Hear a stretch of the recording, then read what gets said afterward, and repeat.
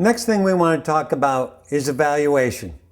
And evaluation, I'm going to talk about in two different areas. One, practical evaluation, and the second being self-evaluation, where you can learn about yourself and how you reflect on your consulting experience.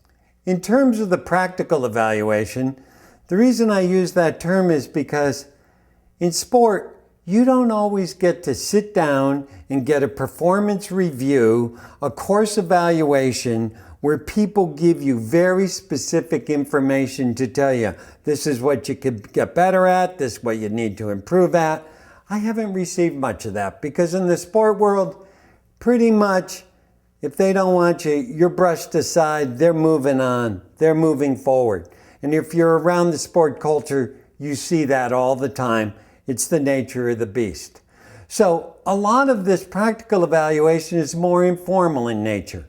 One barometer reading for me is if you make a phone call to a coach. How quick is your phone call returned? That really tells you a lot. Very important, some of these subtle ways that you learn. Another way is the coach using the vocabulary that you're talking about. Are they talking about one pitch at a time, one stroke at a time, one play at a time? Are you hearing the vocabulary? Are you hearing let it go? Are you hearing regroup?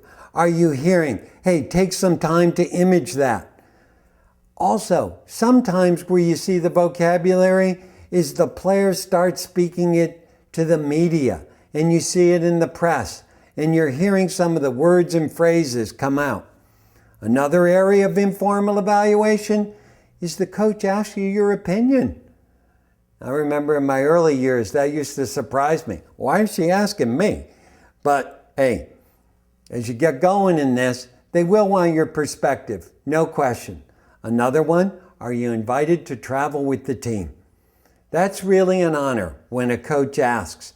And even with some of my graduate students, they don't ask early.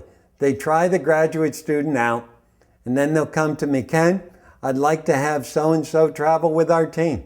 Hey, that's the utmost compliment they could get. Another one is, at some point, you're given that sweatsuit, that sweatshirt, the t-shirt. You get the gear. You're now a member. You're in. But what's really important, and I want to emphasize this, don't ever ask for the gear. You may get the gear, you may not, don't ask for it. Because I've been on the other side and I've heard team managers, equipment managers, how irritated they are when people do that. That's something they'll give to you. And sometimes the reason they're not giving it to you isn't because you're not doing a good job, it's they forgot. That can happen too. I remember at times the evaluation, we were in Omaha at the College World Series one year, and we had won the national championship, and they're doing the dog pile. And at that time, that's always a time where I sort of blend into the background and sort of blend into the crowd. Because I think when we're doing this work, we should be like the Lone Ranger. You know, you come, you do your work, you vanish, and you move on. Now, does it mean I didn't want to be there and have, you know, the players saying all these wonderful things about me? I got an ego too. Yeah, I did. But that's not our role. But this particular time, the team asked me to come on board. And man, that was really special. And that was probably the one time in my 30 years of doing this work that ever happened. The final thing in terms of evaluation, the practical evaluation, is, are you invited back?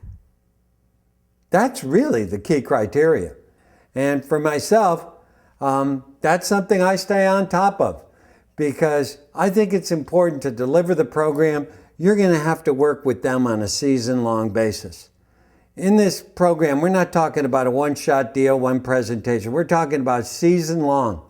And hopefully you've had some impact. And if you have, hopefully you're going to be invited back.